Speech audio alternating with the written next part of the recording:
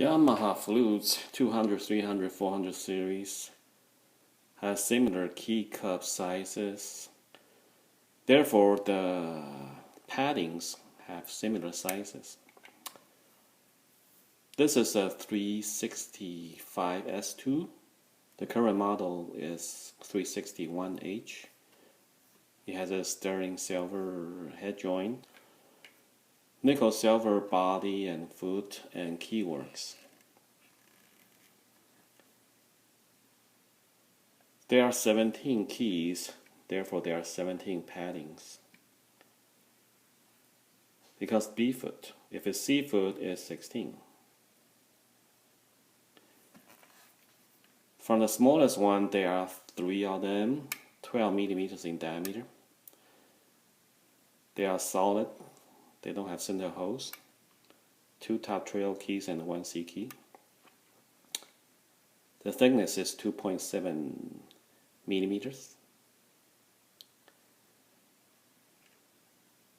And the padding also uses 2 paper shims underneath the pad, the flute pad, the yellow pad that you see.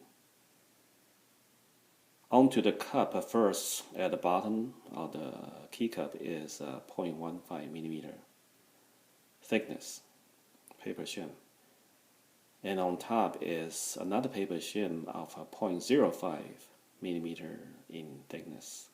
Then the yellow pad, 2.7 millimeters. Okay. So the 3 smallest one, 12 millimeters in diameter. Then the thumb key and the G sharp key, each is 16 millimeters in diameter.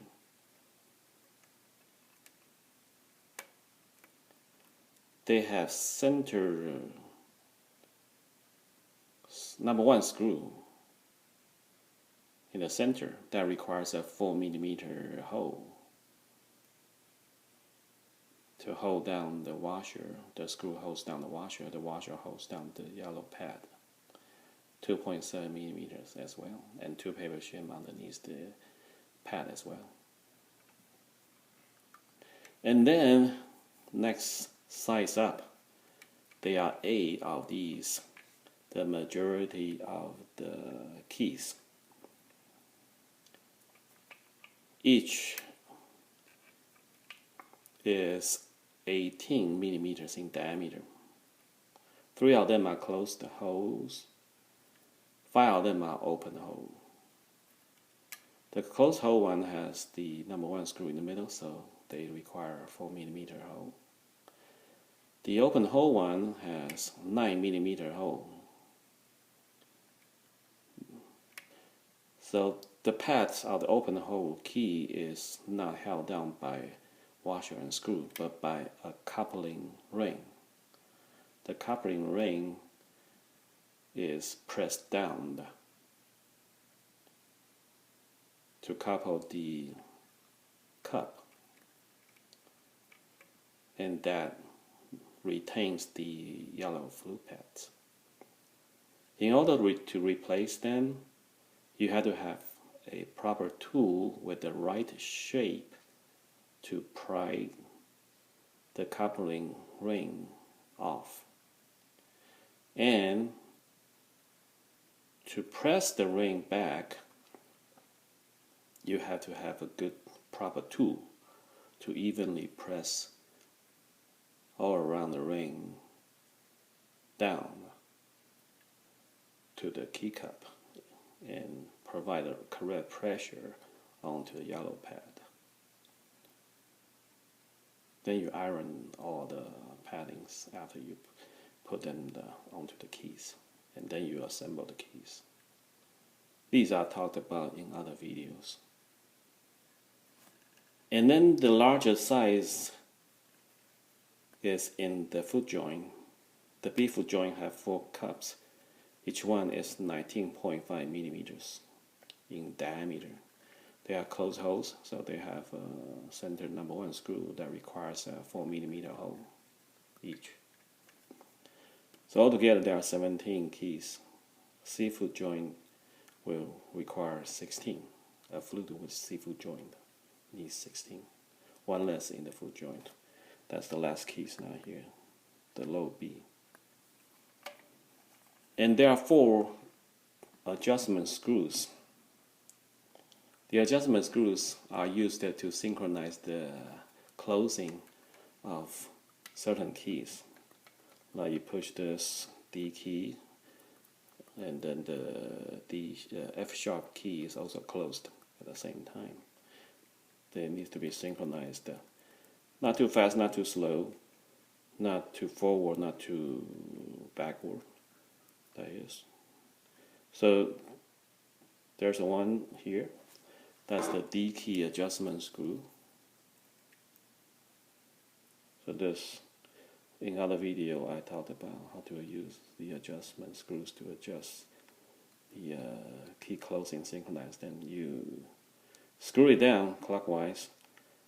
That will push the button further. That means the F sharp will go down more first. That will go forward. Unscrew it, will not go forward. We'll have the D key go forward first. So they have to be adjusted if they don't arrive to the rings on their holes simultaneously.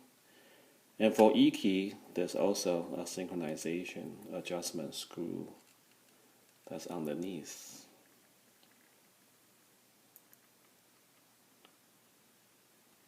And then for the F key to synchronize with this, you have adjustment screw right underneath this A sharp trail key or B flat key, B flat lever right here. And the 4th one is for the A key to synchronize with this cup, and that's underneath the A key.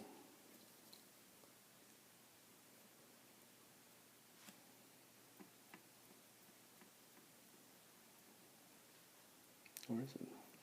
Oh. Underneath the A key here, right here.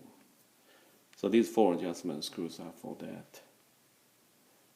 And in the body there are 10 springs, 11 springs. In the foot joint there are 4 springs. You first need to unhook them in order to disassemble the keywork. In the body, the 11 springs, you can unhook 10 of them. And the last one can only be taken out when you disassemble the last part of the keywork, which is this G sharp lever, G sharp key. The spring is loaded and is soldered